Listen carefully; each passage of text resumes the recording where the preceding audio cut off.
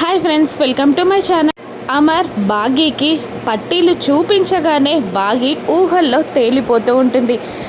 అమర్ బాగీ ముందు మోకాళ్ళపై కూర్చొని తన పాదాన్ని అమర్ మోకాలుపై పెట్టి పట్టి పెట్టి పాదానికి ముద్దు పెట్టి తన గుండెలపై బాగి పాదం పెట్టుకొని ఐ లవ్ యూ బాగీ అని అరిచినట్టు ఊహల్లో తేలిపోతూ ఉంటుంది బాగీ.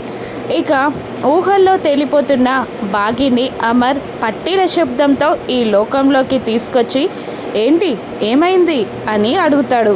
దాంతో అమర్ చేతిలో ఉన్న పట్టీలని తన కాళ్ళని మార్చి మార్చి చూసుకుంటూ అదంతా తన కళ అని అర్థం చేసుకొని ఈ లోకంలోకి వచ్చి ఏం లేదు అన్నట్టు అడ్డంగా తల ఊపి అమర్ చేతుల్లో నుండి బాగి పట్టీలని తీసుకుంటుంది. దూరంగా వెళ్ళి నిలబడుతుంది. ఇక అమర్ బాగీకి ఇంకా కోపం పోలేదని గ్రహించి చిన్నగా డ్యూయట్ పాడుతూ బాగీని ఆట పట్టిస్తూ బాగీ కోపం పోగొట్టడానికి ట్రై చేస్తూ తన కౌగిల్లో బాగీని బంధించి రొమాంటిక్గా కాసేపు డ్యాన్స్ చేస్తూ ఉంటాడు అమర్. బాగీ కూడా అమర్తో కాస్తన్ని స్టెప్పులు వేసి అమర్ కౌగిల్లో ఒదిగిపోతుంది. ఇటువంటి డ్రీమ్స్లోకి ఏదైనా వెళ్ళావా నువ్వు అని అమర్ నవ్వుతూ బాగీని అడగగానే బాగీ ఈ లోకంలోకి వచ్చి మళ్ళీ దూరంగా జరుగుతుంది. నిజంగా సారీ అని అమర్ అనగానే ఇన్నిసార్లు సారీ చెప్పించుకోవడానికి నేను గయ్యాలి పిల్లాన్ని కాదు అని అనేస్తుంది బాగీ. ఇక ఆ టాపిక్ మార్చాలని అమర్ తన పొట్టపై చెయ్యి పెట్టుకొని చాలా ఆకలిగా ఉంది, మార్నింగ్ నుంచి ఏమీ తినలేదు అని అనేస్తాడు అమర్. దూరం నుంచి అదంతా గమనిస్తున్న ఆరు చిత్రగుప్తులతో వాళ్ళిద్దరూ భోజనం చేస్తారు. మనం వెళ్దాం పదండి అని అంటుండగా నువ్వు చేయవా అని అడుగుతుంటాడు చిత్రగుప్త. వాళ్ళిద్దరి మధ్యలో నేనెందుకు, కాసేపు అయ్యాక చేస్తాను, లేదంటే రేపు మార్నింగ్ చేస్తాను, వాళ్ళని కలిసి భోజనం చేయనివ్వండి అని అంటూ అక్కడి నుండి ఆరు వెళ్ళిపోతుంది. చిత్రగుప్తుల వారు ఇప్పుడు నేను కలిసి భోజనం చేయాలా ఏంటి అని నవ్వుకుంటూ అక్కడి నుండి వెళ్ళిపోతాడు. ఇక అమర్ మాట విన్న బాగి అయ్యో మర్చిపోయానండి, మీకోసం భోజనం ఏర్పాట్లు చేశాను అని అంటూ అమర్ కళ్ళు మూసి సర్ప్రైజ్గా ఒక చోటికి తీసుకెళ్ళి కళ్ళు తెరిచి చూడమన్నట్టు నవ్వుతూ ఉంటుంది బాగి. ఇక అక్కడ బయట డిన్నర్ ఏర్పాటు చేసిన బాగిని అమర్ చూస్తూ ఇంత చలిలోనా అని అంటుంటాడు అమర్. హైదరాబాద్ నుండి కొడైకెనాల్కి వచ్చింది ఇంట్లో కూర్చొని తినడానిక, ఏం పర్లేదు ఇక్కడ బాగా ఉంటుంది అని అంటూ ఉంటుంది బాగి. ఇక పక్కనున్న ఆరు ఇలా అంటూ ఉంటుంది బాగిని, మీరు డిన్నర్ చేయండి నేను వెళ్తాను అని అంటుండగా అక్క ఎక్కడికి, కలిసి కూర్చొని తిందాం అని అంటూ ఉంటుంది బాగి. లేదు వద్దు నేను వెళ్తాను అని అంటూ ఉంటుంది ఆరు. లేదు తినాల్సిందే అని బాగి అనగా లేదు నేను తినేశాను అని అంటూ ఉంటుంది ఆరు. లేదక్క మీరు కూర్చొని మాతో కలిసి డిన్నర్ చేయాల్సిందే అని అనగానే అమర్ తనని ఇబ్బంది పెట్టడం ఎందుకు, వెళ్ళనివ్వు అని అంటుంటాడు.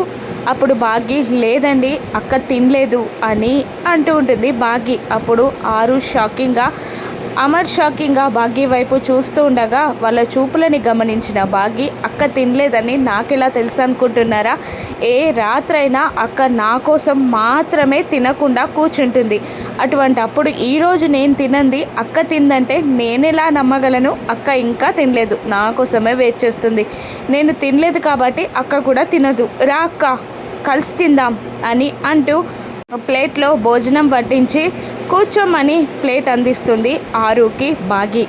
ఆరు ప్రేమగా చూస్తూ ఉంటుంది బాగిని.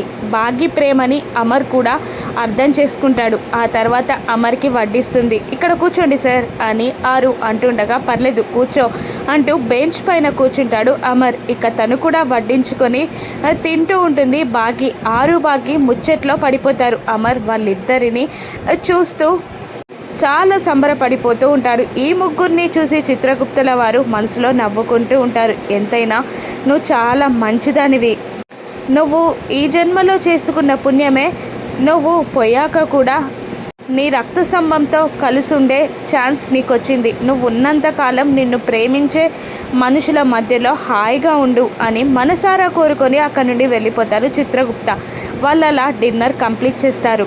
తెల్లవారాక చిత్ర స్విమ్మింగ్ చేయడానికి అక్కడ స్విమ్మింగ్ పూల్ దగ్గర కూర్చొని పేపర్లో బాబ్జీ ఫోటోని చూసి, బాబ్జీ పేపర్లోకి ఎక్కడేంటి, ఎవరు వీడు, అసలు కథ ఏంటి, నాకు తమిళ్ రాదే అని అనుకొని గూగుల్ ట్రాన్స్లేటర్ ఉంది కదా అని గూగుల్ ట్రాన్స్లేటర్ ద్వారా ఆ బాబ్జీ గురించి తెలుసుకుంటుంది చిత్ర.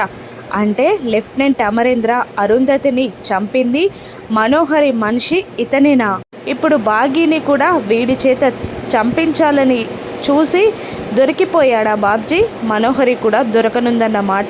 ఈ భయాన్ని ఇంకాస్త టెన్షన్గా మార్చి మనం డబ్బులు లాగొచ్చు అనుకుంటే మాట మార్చి మనోహరికి కాల్ చేస్తుంది చిత్ర.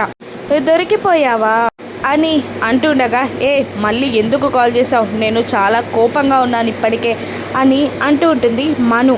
నువ్వు కోపంగా ఉంటే నాకేంటి, నాకు కావాల్సిందేంటో నీకు తెలుసు కదా అనగానే, పిచ్చి పిచ్చిగా మాట్లాడకు, నేను చాలా టెన్షన్లో ఉన్నాను, నువ్వెవరో నాకు తెలియదనే కదా ఇంత ధీమాగా మాట్లాడుతున్నావు నువ్వు, నేను కరెక్ట్గా కాన్సన్ట్రేషన్ చేస్తే 1 అవర్లో నువ్వు కాదు కదా నీ తాత ముత్తాతల గురించి కూడా నేను తెలుసుకోగలను అని మను చిత్రకి వార్నింగ్ ఇవ్వగానే భయపడిపోయిన చిత్ర, లేదు లేదు నిన్నే ఇచ్చావు కదా డబ్బులు, మళ్ళీ ఎందుకు అడుగుతానులే, ఏదో పలకరిద్దామని కాల్ చేశాను అంటూ కాల్ కట్ చేస్తుంది చిత్ర భయంగా.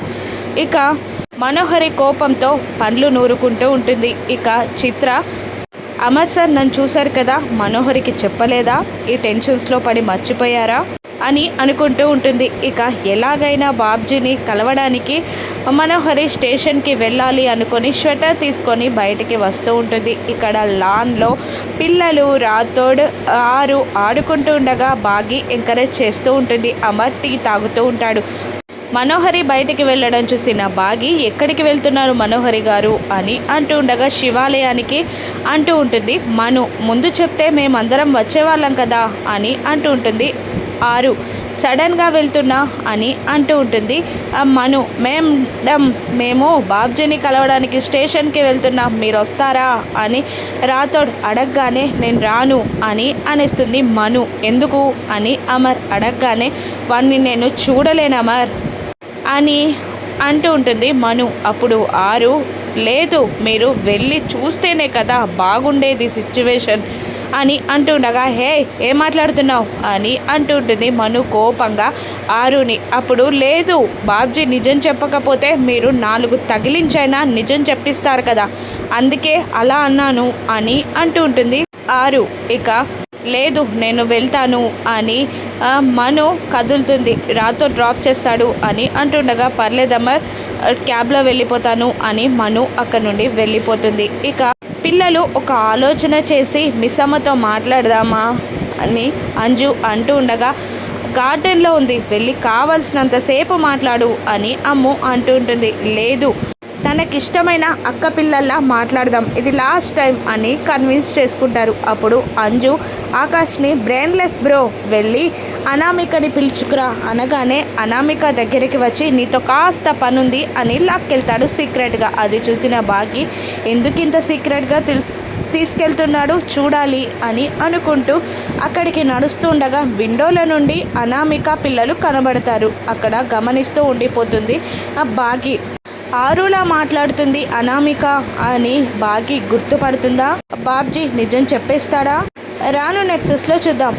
Thank you for watching.